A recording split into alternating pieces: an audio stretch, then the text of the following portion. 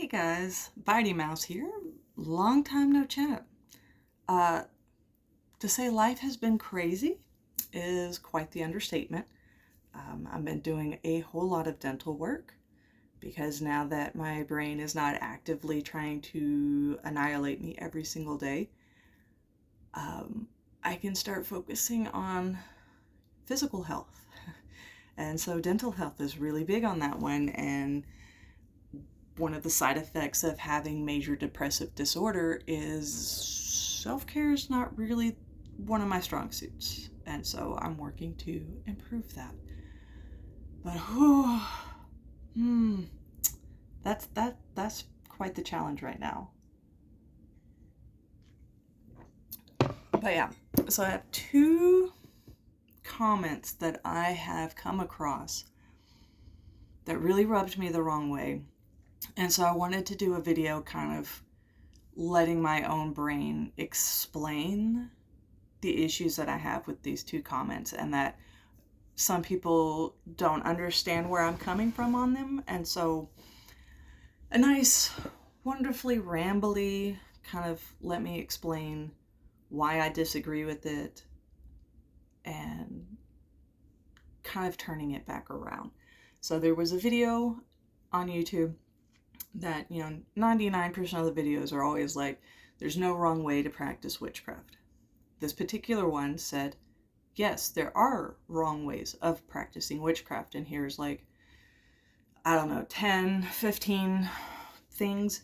And I'm not linking the person because, again, I think this is one of their older videos. I probably should look back through their channel just to see if they've done an updated version or a reply to that one. And again, it's not the person that I have the issue with, it's the statement. And the statement was, witchcraft is a practice. If you're not practicing, you're not a witch. And the amount of ableism that is in that statement is horrible. I understand where they're coming from. I understand their point, because they're like, if you're not doing any rituals, if you're not doing sabbats and esbats and, praying to your deity, entity, great source, or yourself, depending on your flavor, and you're not doing spell work, and you're not doing this and that and the other thing, then why do you even call yourself a witch? And yeah, I have a lot of issues with that statement. And I thought, by virtue of being neurodivergent, I have a completely different take on all of that. But yeah, just to break it down, if you do every new moon, every full moon, that is 26 to 27 different rituals. And then if you follow the wheel of the year and you put those sabbats in, well, that's another 8 rituals. And then that's not counting like your own personal days of celebration, your own holy days of whatever flavor.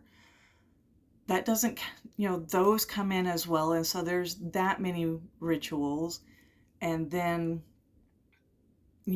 so many people, stress that you have to cast circle, you have to cast, call quarters, you have to invoke God and Goddess, that you have this whole script that you have to go through, and it has to be this big, huge production.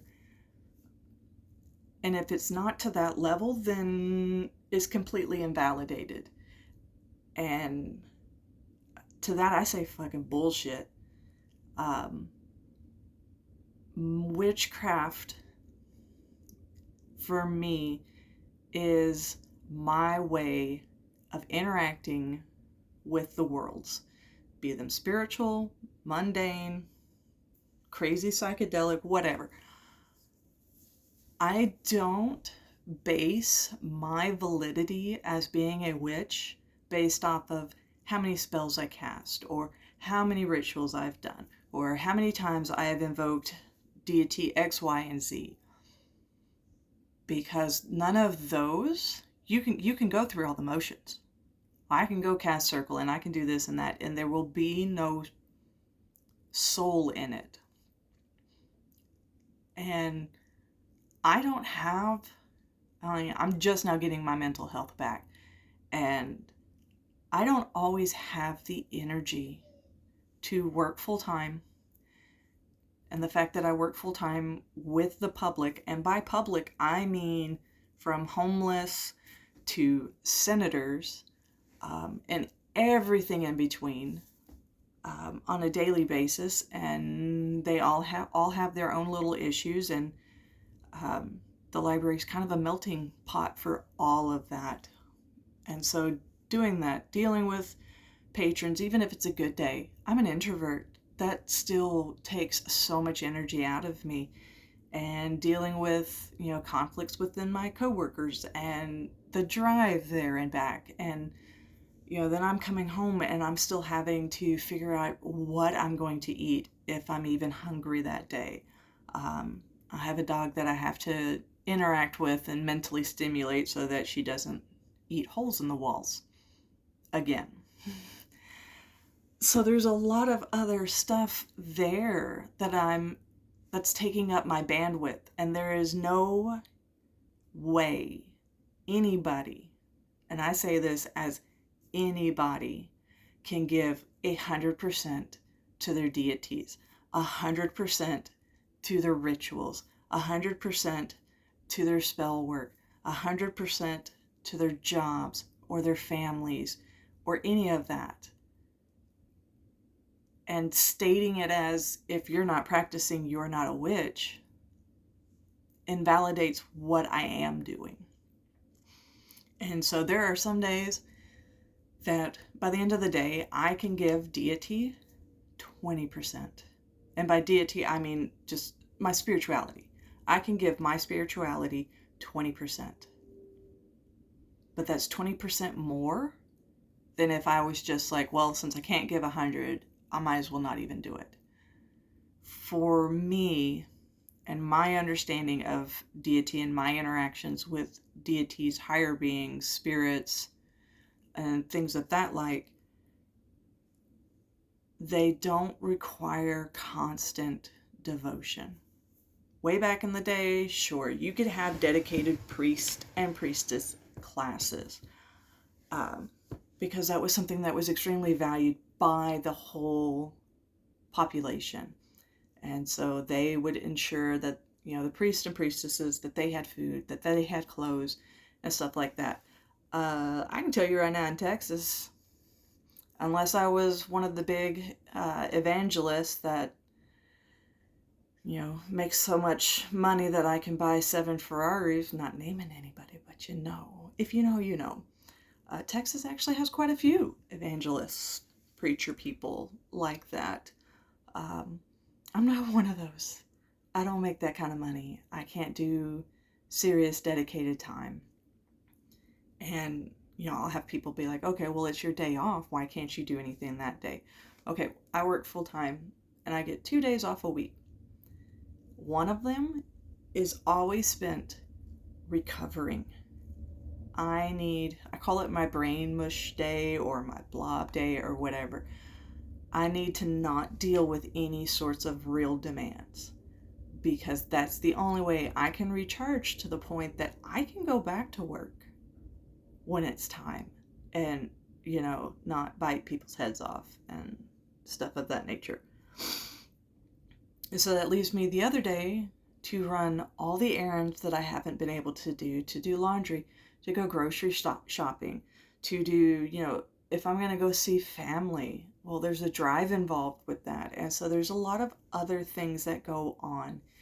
And I'm not always running at 100%. I may only be running at 75%, but I'm doing the best I can.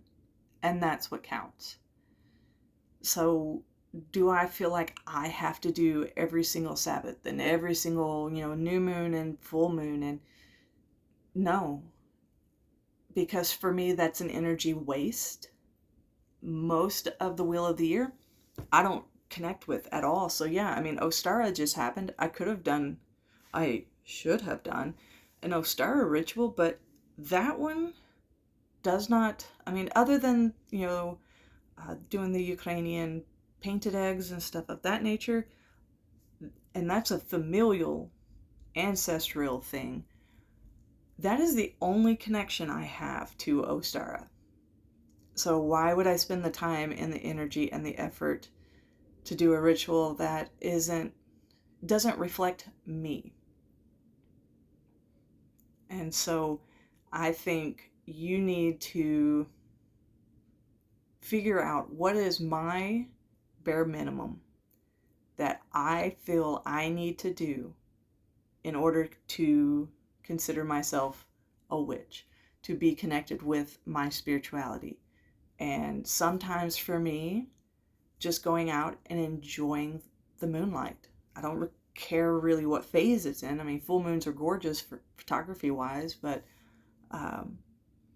just taking that moment, that break from everything that's going on around us, and just taking that moment to appreciate that I am here in this moment, that, my house isn't burning, that my, car hasn't been destroyed, that I have a job, yes, I'm very grateful for that. And connecting with the natural world does wonders for me, recharging. There's no candles, there's no incense, there's no, ritual tools or anything. Most of the time it is me going out there to let the dog out to do her business and for me to have a cigarette, which, yes, is a horrible, horrible, horrible addiction. And I'm hoping this year's the year that I finally kick that habit, but we'll get to that. But yeah, you can bring that sacred into any aspect of your life. And so, yeah, I don't do these huge, big, elaborate rituals, which are so much fun when you have the energy and are wanting something like that. But it's not a requirement. And I don't think it's our place to judge if another witch is actually a valid witch or not. That's their path. I'm really not interested in their path. I'm not interested in dictating to them how their path looks. I am focused on my path and doing the best that I can and learning from those around me. And that's really all that matters. And then the second comment was in one of my neurodivergent pagan groups. And it was this individual that was talking about how working with Hecate, that Hecate was wanting her to do more physical things. She has a physical disability, and so she is beating herself up because she's not able to do more physical things. And so I have to stop and kind of, again, look at myself and wonder. Because of my interactions with deity, it's never been that way. And another lady chimed in how she's working with Artemis, and Artemis is, demanding that she does more physical things, more things outside. Yes, we can all benefit from that. But if you have physical disabilities or severe, mental issues going on, or you're in crisis mode, or your brain just doesn't work that way, I don't think deity would place a requirement like that on you.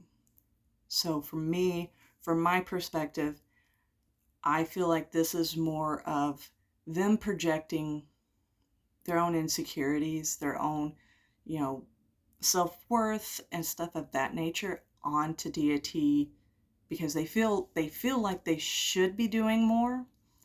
And so they're attributing it to deity wanting them to do more. And I don't know, I have worked with some of the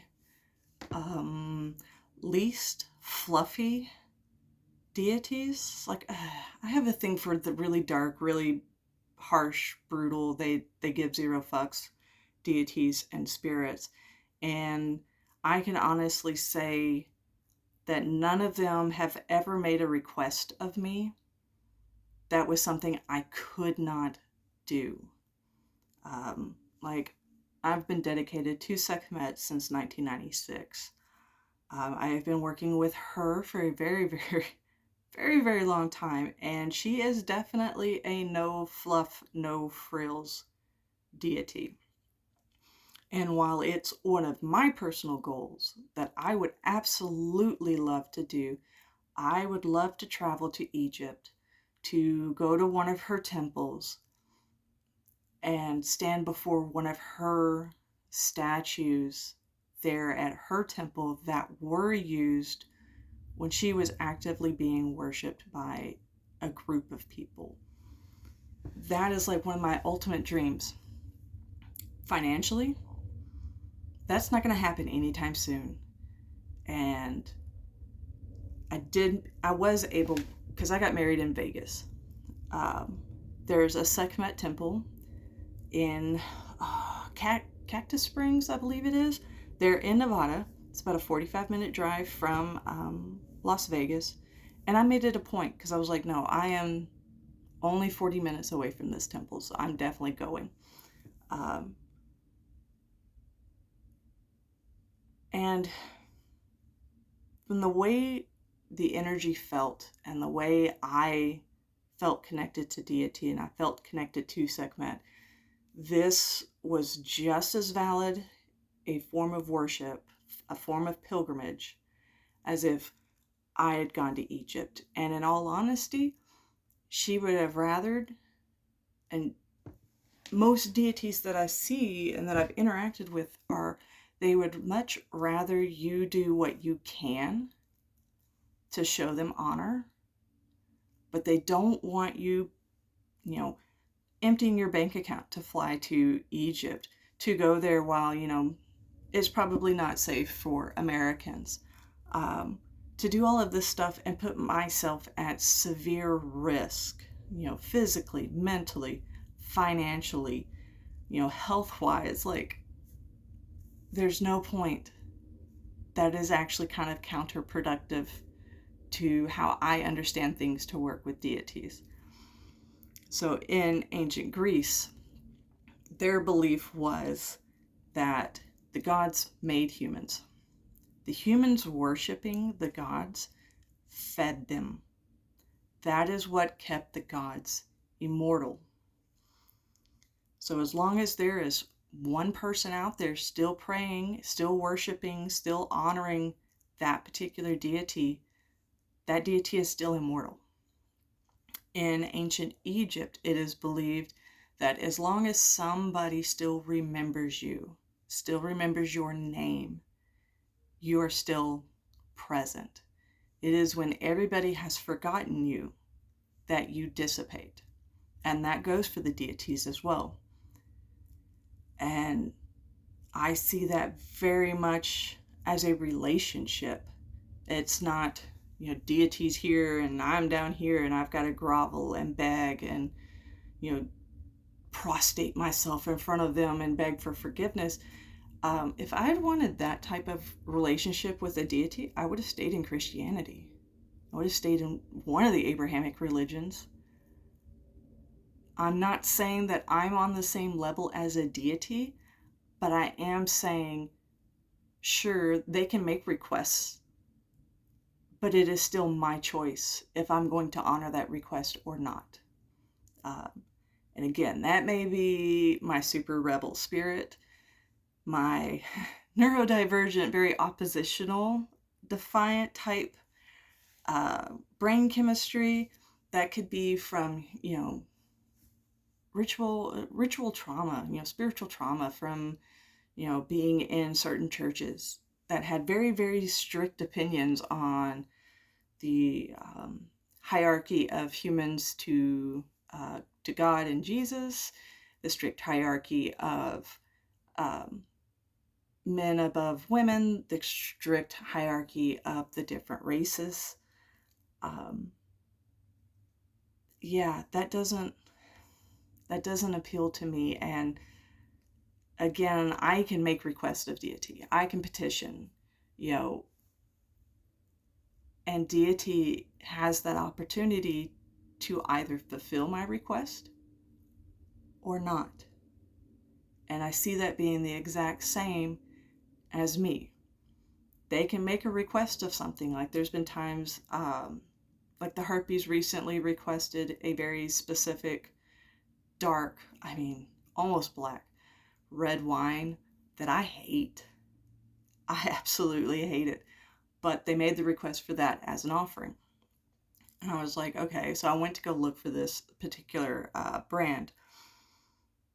And I found a little 4-pack, like little bitty wine bottles. And so I was like, this is what I can afford right now. And they were still very grateful because I made a small bit of effort.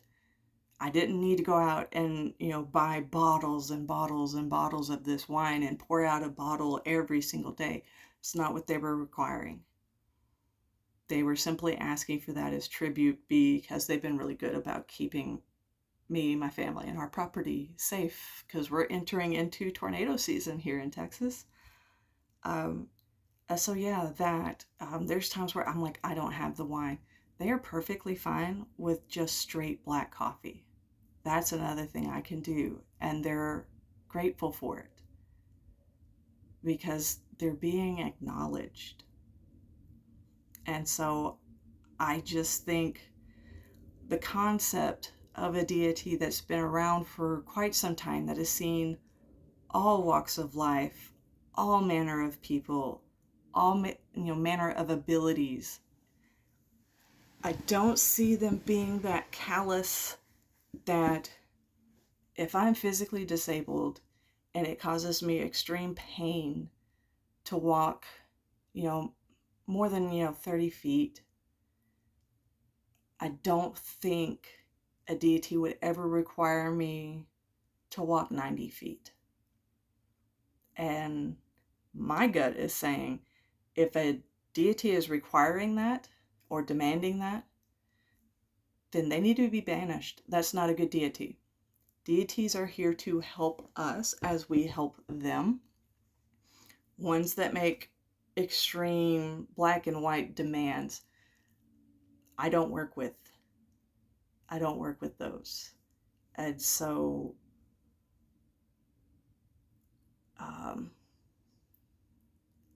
I can't get behind that. And so I'm like, no, deity meets us where we're at, because like the relationship I have with Sekhmet, when I first started and was completely brand new to the pagan world, that relationship is completely different from the relationship I have with her now that I've been practicing for 20 something years. That I've worked with other deities, that, it's not like I only have one deity, and that I'm working with spirits and stuff like that, and it fixing to get into working with ancestors. To me, and I know I'm starting to really ramble here, but to me, deity wants to see us grow. It's just like, if you have children or if you've had animals that you've had from a young age. And I say that only because I don't have kids. I don't want kids. I've worked with children for 20 something years.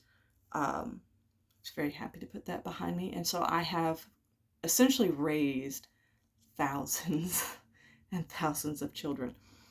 But the care that I would give to an infant is completely different from the care that I give to a toddler, as opposed to I give to a child that's 16 years old. They meet us where we're at so that we can grow and evolve to become better versions of ourselves. But they're not just going to toss a toddler in the car and be like, okay, cool, drive to work, with no safety guards, and they know that's beyond what we can do in this moment. So yeah, I would be very interested in hearing if, hey, are my views completely off in left field, which I'm 100% okay with, because I have yet to meet anybody else that works with the Harpies. So yeah, I'm kind of used to being in left field. If you have a different take on these two questions, let me see if I can even remember them, that you have to do practice to be a valid witch. And then can deities make requests on you that are outside your capability? And yeah, if you've experienced either one of those, I mean, I would be extremely interested to hear your take on it. Or if, you have an opinion that's 100% different from mine, I would still love to hear it, because that's how we learn. And so by someone coming forward and being like, oh no, it's not, this has been my experience with certain things, I love hearing that, because it gives me a broader view and a better understanding of how different all of our practices are, even being witches. So yeah, I think I will close there. This has been like, almost 26, 27 minutes long. But yeah, I hope y'all have a great day, and I hope you're taking care of yourself, for reals, because no one else can do it better than you. All right. Love you guys.